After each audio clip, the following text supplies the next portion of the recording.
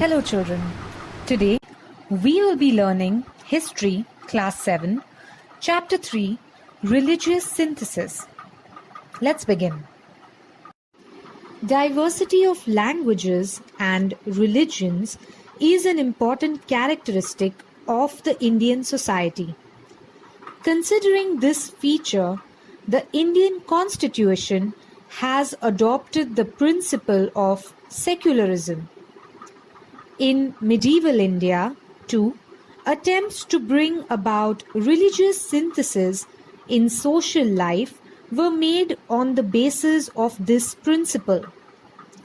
Among these efforts, the Bhakti movement, Sikhism, and the Sufi sect have a significant place. These different streams of thought arose in different parts of India. They emphasized harmony between the different sects and religions along with devotion to God. We shall study them in this chapter.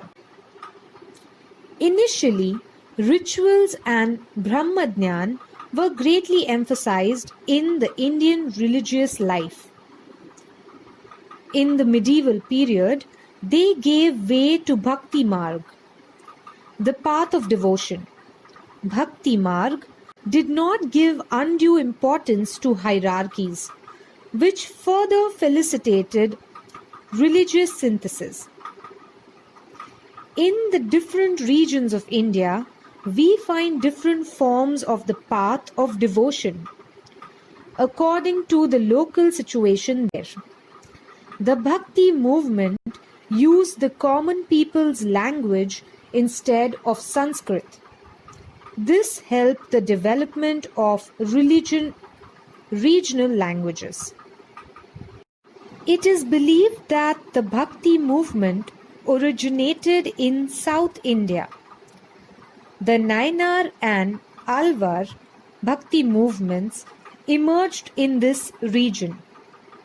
The Nainars were devotees of Shiva, while the Alavars were devotees of Vishnu.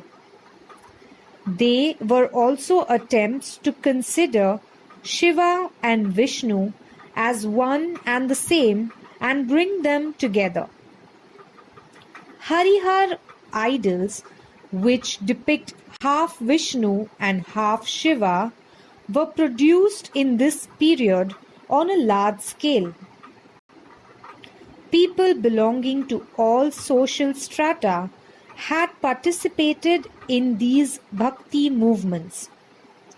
They preached values like love of God, humanity, compassion, mercy, etc. Ramanuja and other acharyas strengthened the base of the Bhakti movement in South India. They told people that God is for all. God does not discriminate. The teachings of Ramanuja had a great impact in North India also. Sant Ramanand strengthened the Bhakti movement in North India. Sant Kabir is a well-known Sant in the Bhakti movement. He did not attach any importance to places of pilgrimage, vratas, or idol worship. For him, truth was God. He taught that all human beings are equal. He did not believe in any differences based on caste, creed, sect, and religion. He wanted to bring about Hindu and Muslim unity. He criticized the extremely orthodox people in both Hindu and Muslim religions in strong terms. In Bengal, Chaitanya Mahaprabhu underlined the importance of Krishna Bhakti.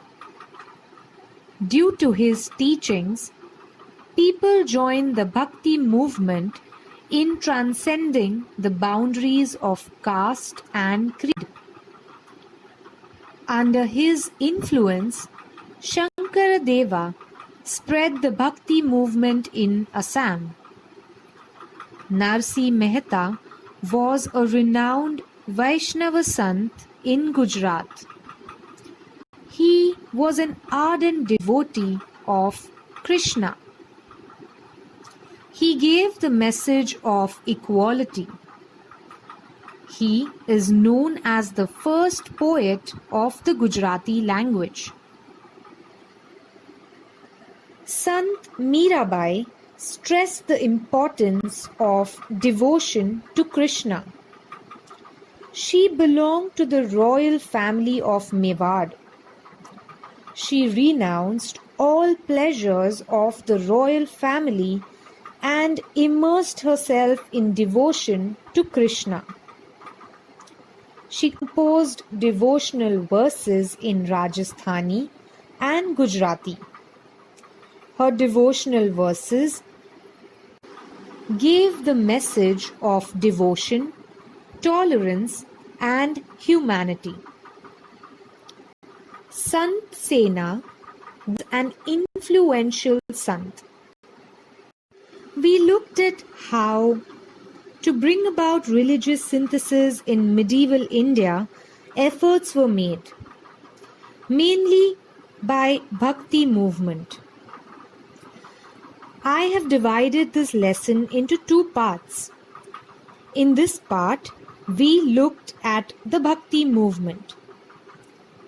Here are some questions that you might be able to solve after you go through the textbook or just take a look at the presentation again. Complete the following. Can you name 4 sants who preached Krishna Bhakti? Make a chart to show the people and works related to the Bhakti movement. Discuss and solve these questions. Try and come up with answers. In the next part of this lesson, we will learn about Sikh religion and the Sufi sect and how it emphasized on religious synthesis. Thank you, children. That's all for today. Please feel free to ask any questions you may have.